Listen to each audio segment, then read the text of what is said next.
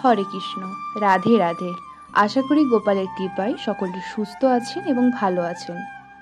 আগামীকাল অর্থাৎ 10ই মে 2024 শুক্রবার অক্ষয় তৃতীয়া। অক্ষয় তৃতীয়া হল চান্দ্র বৈশাখ মাসের শুক্লপক্ষের তৃতীয়া তিথি। এই অক্ষয় শব্দের অর্থ হল যা ক্ষয়প্রাপ্ত হয় না। বৈদিক বিশ্বাস অনুসারে এই পবিত্র তিথিতে কোনো শুভ কাজ সম্পন্ন হলে তা অনন্তকাল অক্ষয় হয়ে থাকে।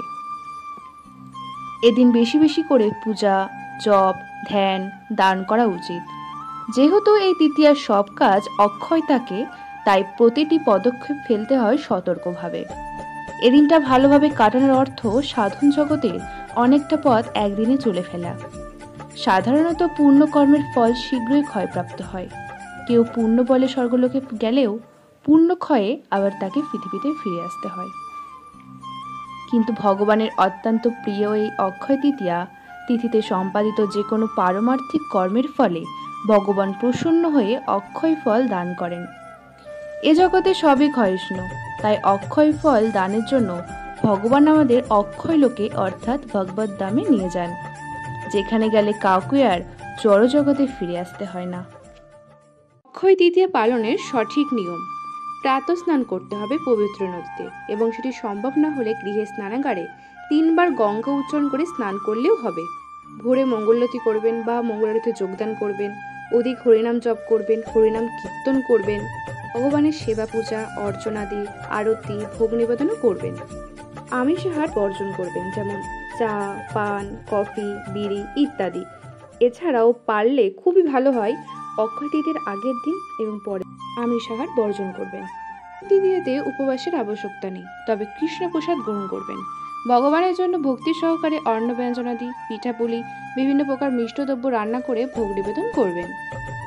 প্রতিবেশীদের কৃষ্ণ প্রসাদ প্রদান করতে পারেন।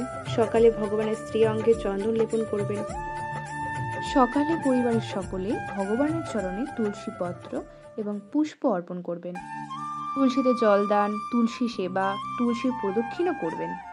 তৃতীয়ার শুভ দিনে শুদ্ধ ব্রাহ্মণ এবং বৈষ্ণবদের ভোজন ও দান অর্থাৎ অন্ন, জব, বস্ত্র প্রভৃতি দান করতে পারেন।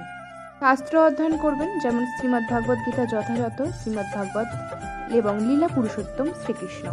যদিও অক্ষয় তৃতীয়ার সমগ্র দিনই শুভ, কিন্তু শুধুমাত্র এবছরের ক্ষেত্রে শুক্র দ্বারা অস্ত্রযোগ থাকায় বিবাহ, দশবিধ সংস্কার, গৃহপ্রবেশ প্রভৃতি কার্যের জন্য তেমন একটি শুভ নয়। কারো ক্ষেত্রে জরুরি হলে নিকটস্থ ইস্কন মন্দিরে পূজারী বিভাগে যোগাযোগ করে বিশেষ নৃসিংহ হোম যজ্ঞ সম্পাদন পূর্বক তা করতে পারেন, অথবা আষাঢ় মাসেও করতে পারবেন। শুক্র তারা বিধি শুধুমাত্র কর্মকাণ্ডীয় অনুষ্ঠানের জন্য, কিন্তু ভগবানের সেবা পূজা ভক্তিমূলক কার্য বিশেষভাবে করবেন এই অক্ষয় তৃতীয়ার এই দিন। এবছর যদিও ভারত, বাংলাদেশ, মধ্যপ্রাচ্য সহ এশিয়াতে 10ই মে সারাদিন রাত তৃতীয়া তিথি রয়েছে।